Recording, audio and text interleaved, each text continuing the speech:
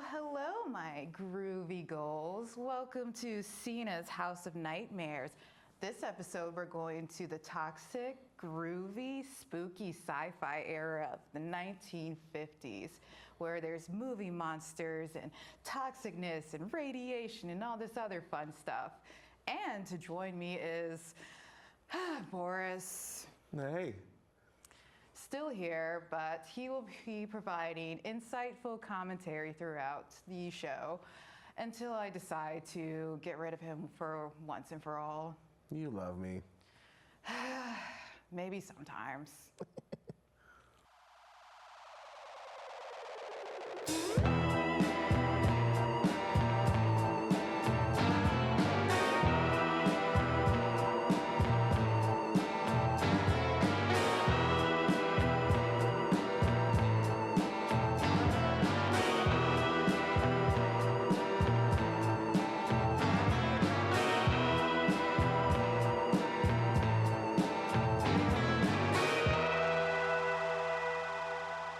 The introduction of TV into households created competition for movie studios who had to figure out gimmicks to get people back into the theaters. Movie theaters started to use various gimmicks like 3D and different widescreen formats like Cinerama, CinemaScope, VistaVision, and Panavision.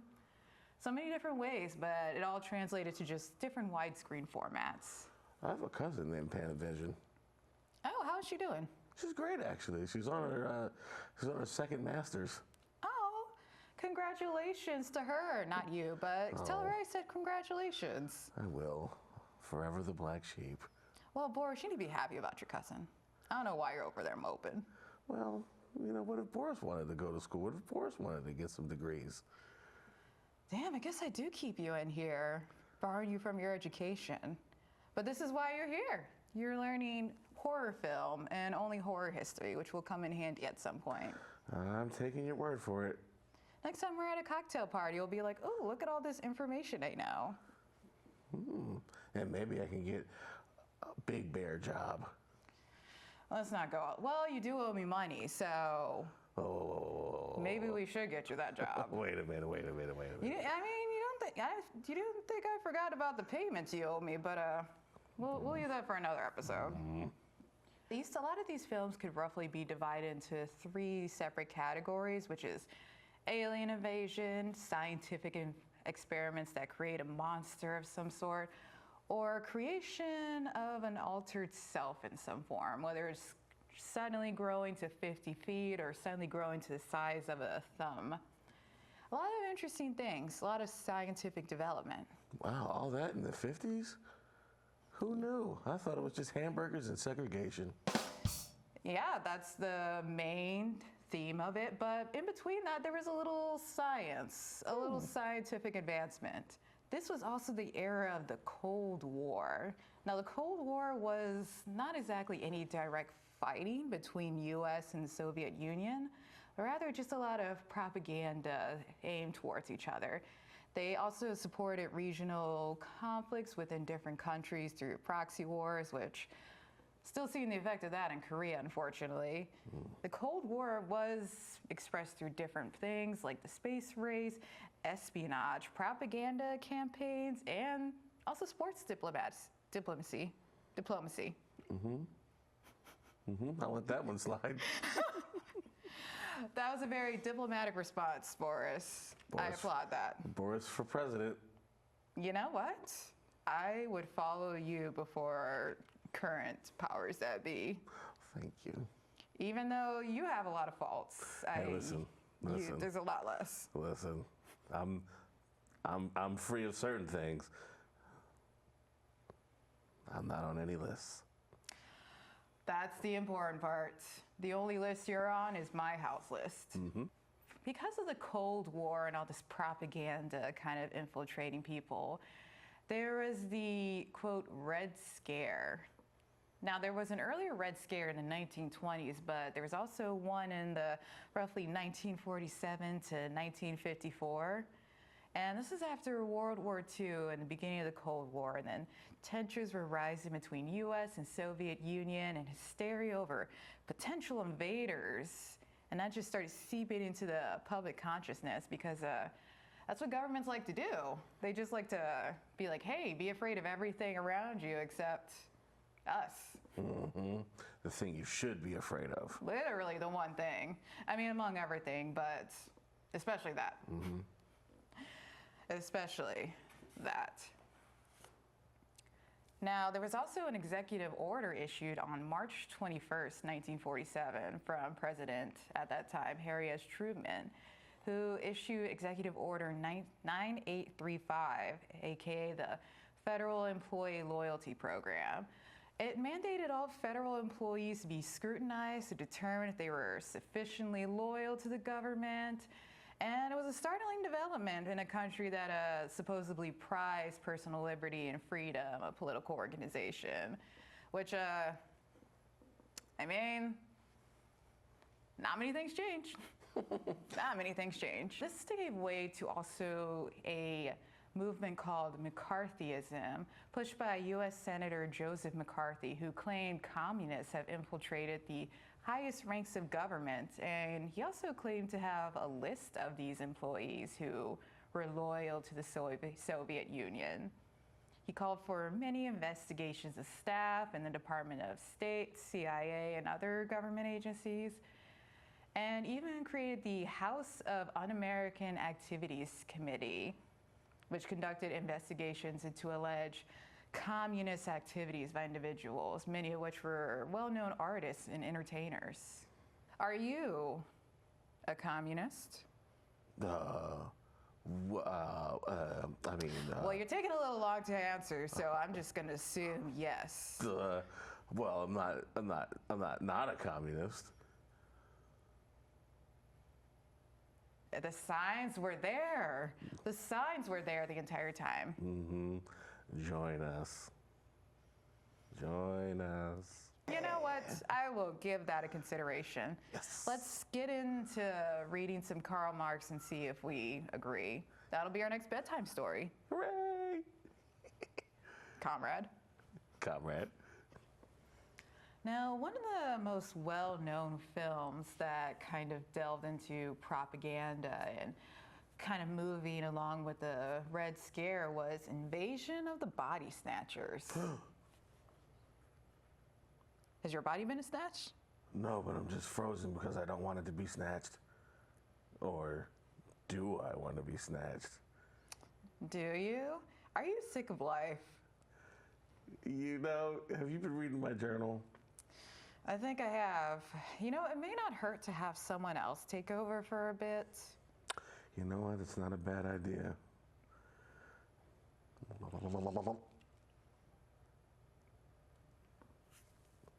Boris?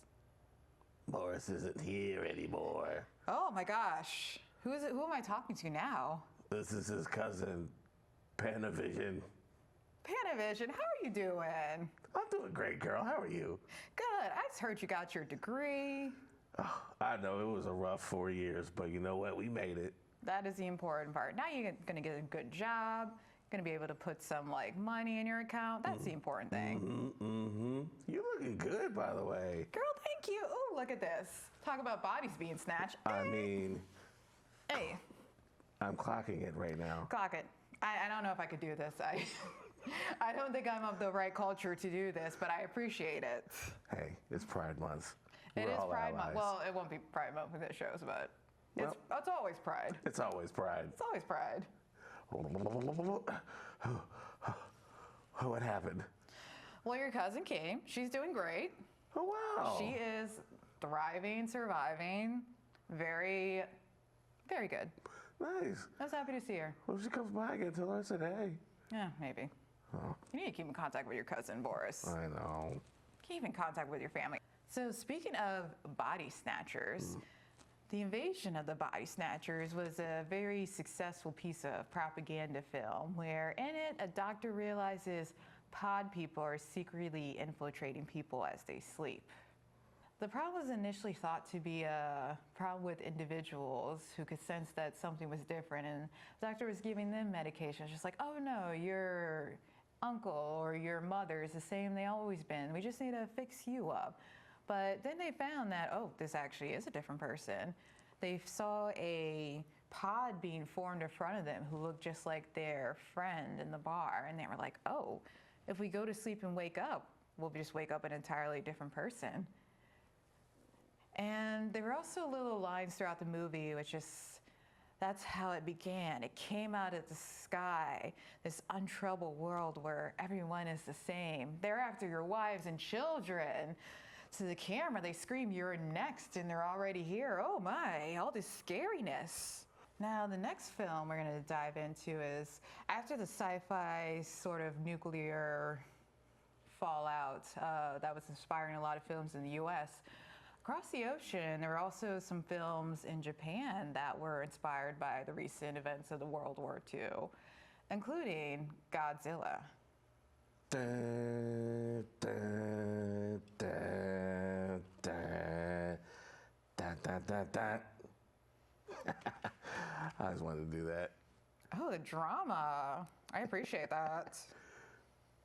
Now, Godzilla, also known as Gojiro in the sort of Japanese pronunciation, was a film that followed a creature into post-nuclear fallout and the effects that that could have on Japanese society. Now, in the opening scene, the ship gets capsized and government officials are trying to find survivors. And local villagers say that is the ancient creature Godzilla, who they usually sacrifice a female virgin to, but now they just have a dance they have to appease it. Now, once they bring in a zoologist to study the creature, they use the same name Godzilla after the local legend, although it's not the same creature from there. Now, he concludes Godzilla came from a prehistoric creature that evolved from a land-living dinosaur and a sea-dwelling reptile. What an interesting combination. Oh, it doesn't sound that tough.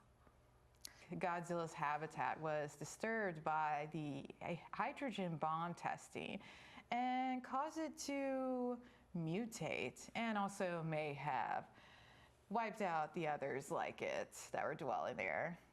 Now, a lot of this film did cover the devastating effects of the hydrogen bomb and the testing around that area, and just kind of like how that all came to be.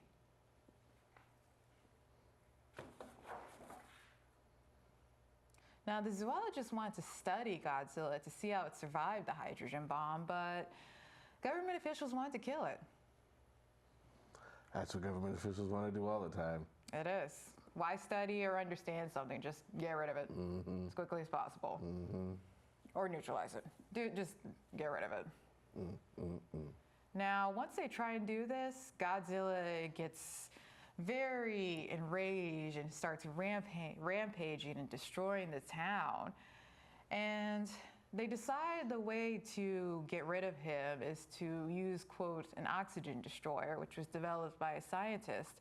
But he knows if it falls into the wrong hands that it could be used as a much worse weapon. So he doesn't want this technology to go beyond him, and he actually destroys the notes of this and rids himself at the end so that the technology dies with him.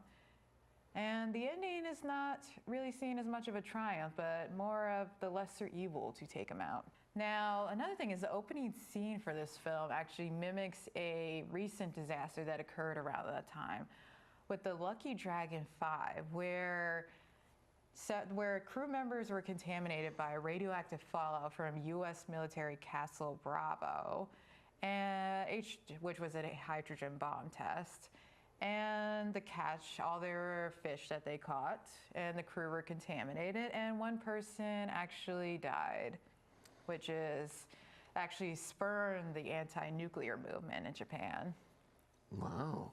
Another aspect of Godzilla is it kind of pioneered the special effect of suitmation, which is where they actually put a guy in the suit of Godzilla and had him rampaging a tiny miniature city, which is a good use of a budget. I could definitely beat him up. I mean, a dude in a suit. Yeah, I mean, a dude in a suit. How silly is that? I mean, it didn't look bad for that time. And you know what? When you need to stretch a budget, you need to stretch a budget. That's true. Sometimes, sometimes guys are dudes in suits. Sometimes guys are dudes behind walls. Don't pay attention to the man behind the curtain. There is no one there. There is nothing there. So another Japanese film from that time that also did kind of follow around war, that was a ghost story, was Ugetsu. Who gets who? Ugetsu?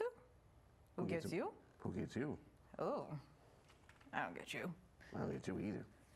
Well, damn. Damn. I'm sorry. I'm so sorry. But this film followed two male villagers who try and find more fortune during the war. One wants to become a samurai, which will make tons of money, make him famous. And the other wants to make more money from his pottery, so he keeps making more pots and keeps getting more greedy with it and wanting to expand to other territories. Now, they travel to this, after their village gets razed, they travel to another one to hopefully sell their wares. And both of them are blindsided by greed. With Ugetsu, the one of the men steals a general's head during the war. Yes, it's just kind of lying there. Okay. There's a story, okay? So the general was like, cut my head off to his soldier because he wanted to die honorably, and then the guy stole it. Okay, all right. In a nutshell. It just made me laugh, that's all. Just lost your head? Yeah, I lost my head for a second, but I'm back. Now you're back because you're back in your body. And after he brings his head to the sort of samurai leader, which I want to say is a daijo. I may be totally wrong though. We'll edit that in post. And he claims a fortune from it because he wishes for a horse and all of this. And he's walking down the street all proud, and then he finds that his wife has been disgraced by becoming a prostitute while he was gone, Wow. unfortunately. Wow, sucks for him. And it sucks for both of them. Now, the other man who wanted to sell the pottery was seduced by a heiress who promises fortune and guidance if he marries her. Ooh. Yes, but the trick is she's a ghost. And she wants to bring him to her native land, which is presumably somewhere where dead people go. Sounds like fun. They both realize they lost their wives to sort of a circumstances. One to a ghost woman, one to circumstances that the wife found herself into. And through this, they realize they need to return to their wives and the lives they had before. That sounds boring. Now, speaking of horror film overseas, over in Britain, they experienced a revival of classic Gothic monsters. And this was through Hammer Productions. Now, their first commercial horror success was actually Quartermass Experiment. Was spelled with an X to emphasize the X rating, meaning you had to be over 16 to see it. I know. They first revived Frankenstein's series, but in color, and they didn't want to be too close to Universal's portrayal, so they kind of changed up the monster and the storyline, as the director didn't really read or follow Mary Shelley's book or the Universal monsters, just kind of went any direction he wanted to. It's kind of making things up along the way. I like it. Yeah, I mean, when you have to get a script out quickly, you have to get a movie out quickly, you just kind of do what you can. You just kind of throw something together. Yeah. And that's kind of what the Hammer Productions is known for. They knew how to create movies in the quickest and the most low budget way.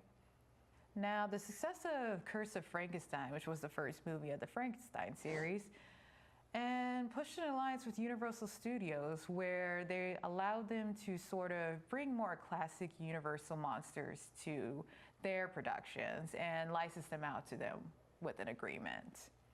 Now, speaking of handsome men of the 50s, Me? boy, guys just hear whatever they want to hear. Anyway, speaking of handsome men of the 50s, Vincent Leonard Price Jr., also known as Vincent Price, was born to a father who owned the National Candy Company. And he went to Yale to become a school teacher before pursuing a master's degree at University of London in Fine Arts. Now, are you aware of Vincent Price? I think so. Isn't he the little scary voice in the beginning of Thriller? He is, for the later sort of involvement. He was also in Edward Scissorhands for the sort of later stages of his career. Oh. But in his early stages of his career, his big break came with the House of Wax, where he played a sort of wax artist who would design different wax figurines in his museum. And then he got pushed to create more sensational ones. And he didn't want to do that, so they ended up burning it down. He ended up getting, well, they thought that he died in it, but then he came back. And now he makes his house, his wax figures with something different. With what? With people. With people. They're people. Oh, what a sicko. Soylent Green is people. I'm kidding. That's the wrong era. That was his big break and established him as the master of horror. Now, Vincent Price was known for saying, "I don't play monsters. I play men besieged by fate and out for revenge." That's one way to put it, Leonard. It is.